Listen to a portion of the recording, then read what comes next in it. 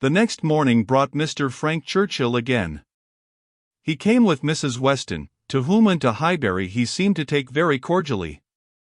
He had been sitting with her, it appeared, most companionably at home, till her usual hour of exercise, and on being desired to choose their walk, immediately fixed on Highbury. He did not doubt there being very pleasant walks in every direction, but if left to him, he should always choose the same. Highbury, that airy, cheerful, happy-looking Highbury, would be his constant attraction. Highbury, with Mrs. Weston, stood for Hartfield, and she trusted to its bearing the same construction with him. They walked thither directly. Emma had hardly expected them, for Mr. Weston, who had called in for half a minute, in order to hear that his son was very handsome, knew nothing of their plans, and it was an agreeable surprise to her, therefore, to perceive them walking up to the house together, arm in arm.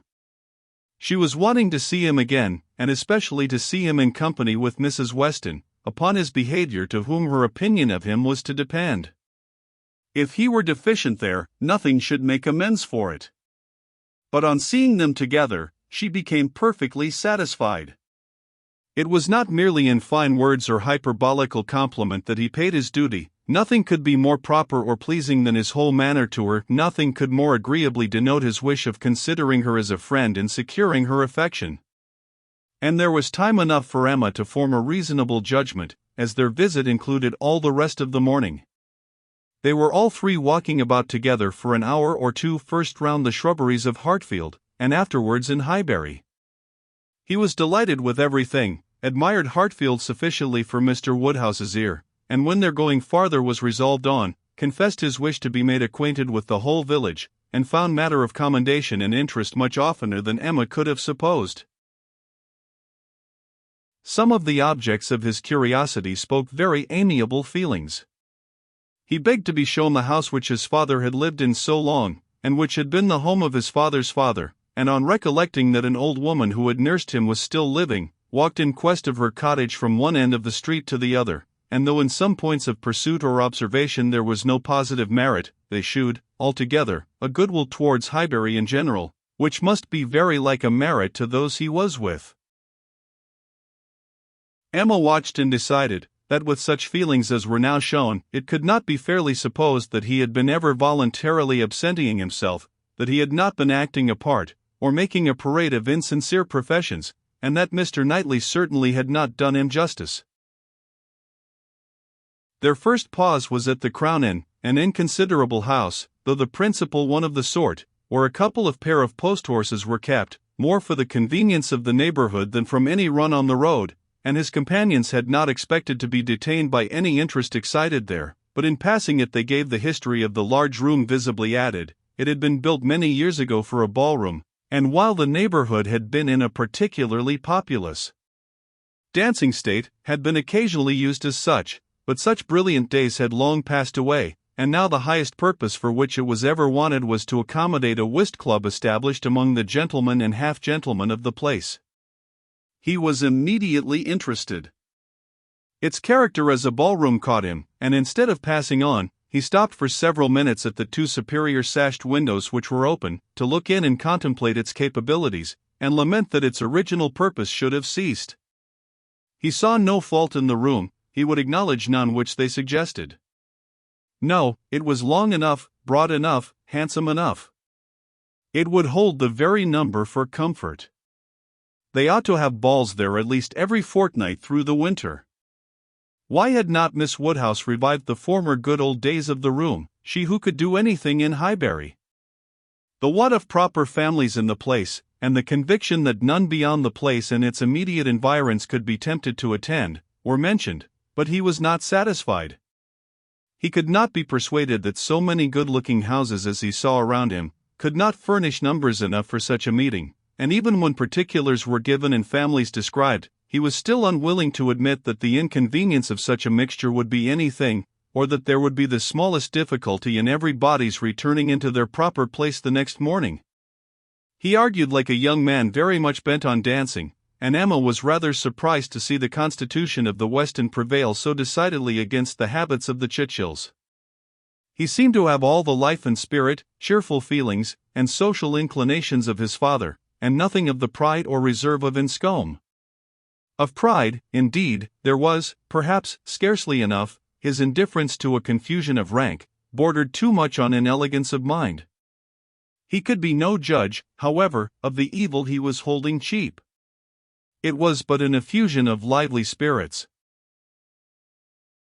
At last he was persuaded to move on from the front of the Crown, and being now almost facing the house where the Bateses lodged, Emma recollected his intended visit the day before, and asked him if he had paid it. Yes, oh. Yes, he replied, I was just going to mention it. A very successful visit. I saw all the three ladies, and felt very much obliged to you for your preparatory hint. If the talking aunt had taken me quite by surprise, it must have been the death of me. As it was, I was only betrayed into paying a most unreasonable visit. 10 minutes would have been all that was necessary, perhaps all that was proper, and I had told my father I should certainly be at home before him, but there was no getting away, no pause, and, to my utter astonishment, I found, when he, finding me nowhere else, joined me there at last, that I had been actually sitting with them very nearly 3/4 of an hour. The good lady had not given me the possibility of escape before. And how did you think Miss Fairfax looking?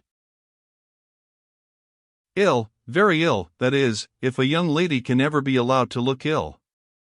But the expression is hardly admissible, Mrs. Weston, is it? Ladies can never look ill. And, seriously, Miss Fairfax is naturally so pale, as almost always to give the appearance of ill health. A most deplorable want of complexion. Emma would not agree to this, and began a warm defense of Miss Fairfax's complexion. It was certainly never brilliant, but she would not allow it to have a sickly hue in general, and there was a softness and delicacy in her skin which gave peculiar elegance to the character of her face. He listened with all due deference, acknowledged that he had heard many people say the same, but yet he must confess that to him nothing could make amends for the want of the fine glow of health. Where features were indifferent, a fine complexion gave beauty to them all, and where they were good, the effect was. Fortunately, he need not attempt to describe what the effect was. Well, said Emma, there is no disputing about taste, at least you admire her except her complexion. He shook his head and laughed. I cannot separate Miss Fairfax and her complexion. Did you see her often at Weymouth? Were you often in the same society? At this moment they were approaching Ford's, and he hastily exclaimed, Ha! This must be the very shop that everybody attends every day of their lives, as my father informs me. He comes to Highbury himself, he says, 6 days out of the 7, and has always business at Ford's. If it be not inconvenient to you, pray let us go in, that I may prove myself to belong to the place, to be a true citizen of Highbury. I must buy something at Ford's. It will be taking out my freedom. I dare say they sell gloves. Oh. Yes, gloves and everything. I do admire your patriotism. You will be adored in Highbury.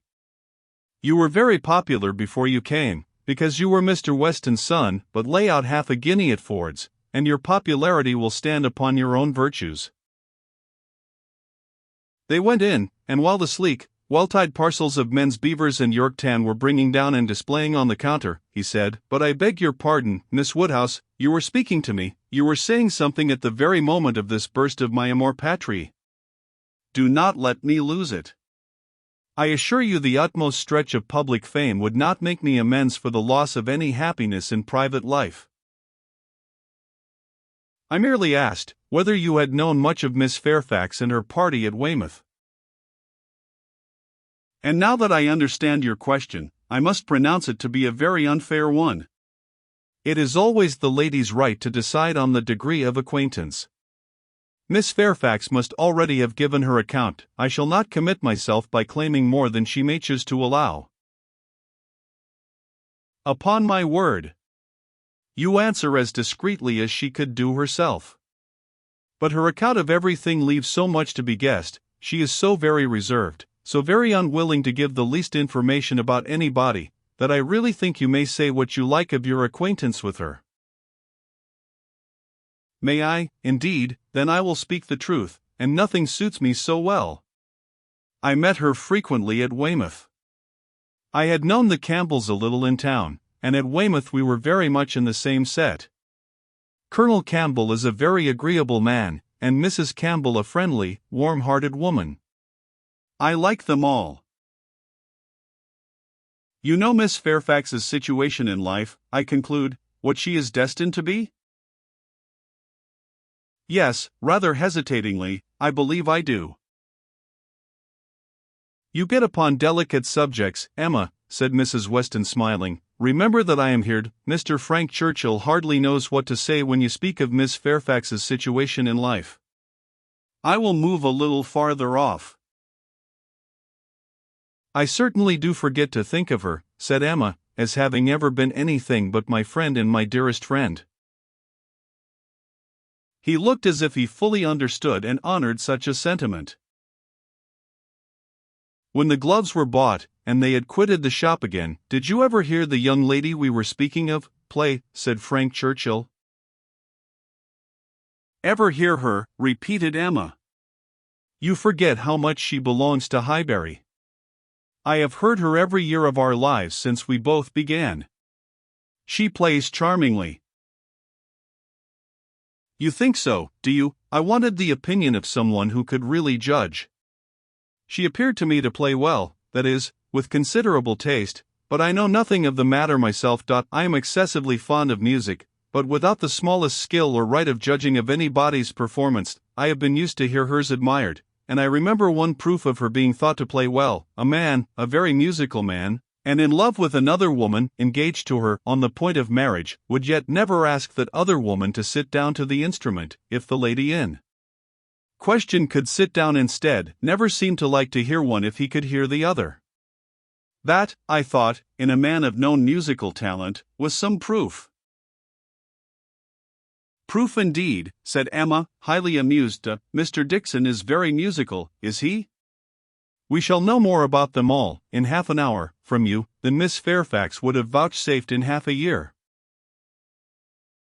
Yes, Mr. Dixon and Miss Campbell were the persons, and I thought it a very strong proof. Certainly, very strong it was. To own the truth, a great deal stronger than, if I had been Miss Campbell, would have been at all agreeable to me. I could not excuse a man's having more music than love, more ear than eye, a more acute sensibility to fine sounds than to my feelings.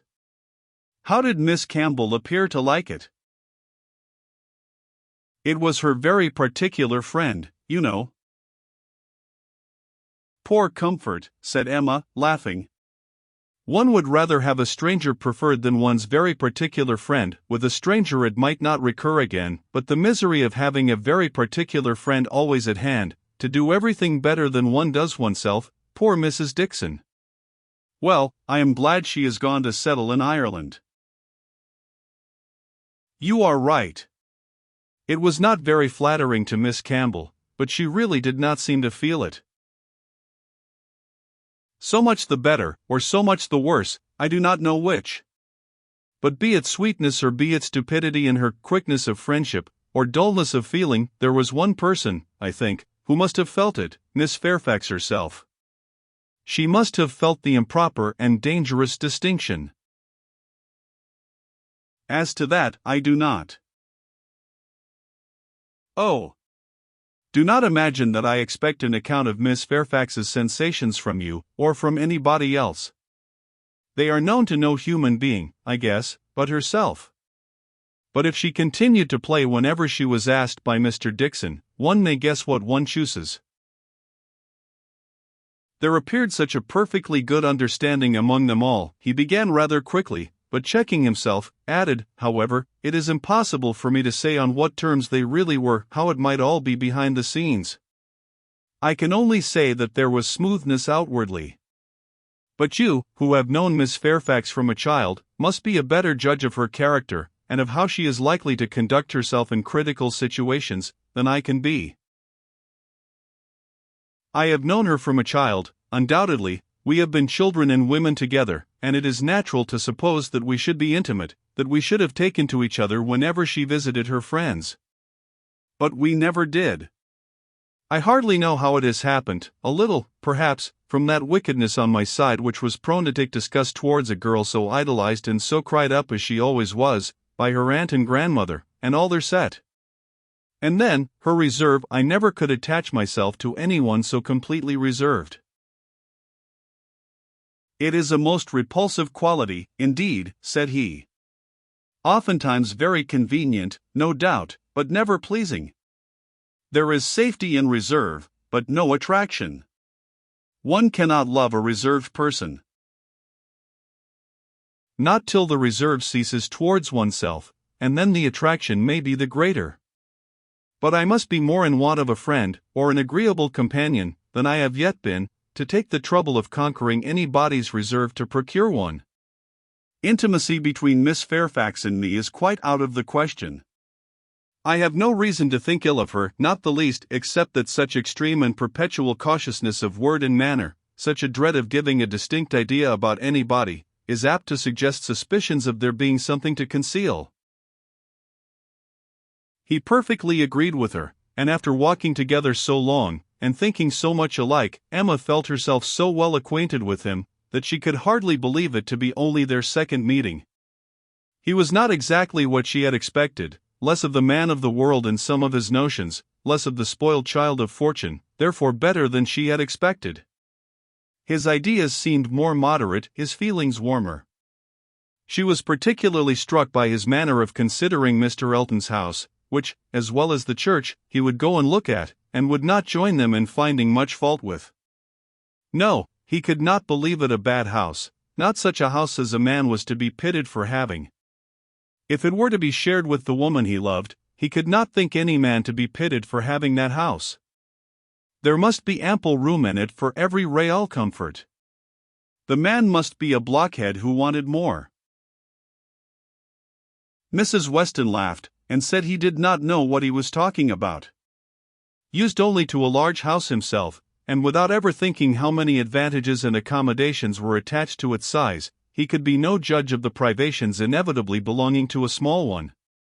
But Emma, in her own mind, determined that he did know what he was talking about, and that he shewed a very amiable inclination to settle early in life, and to marry, from worthy motives.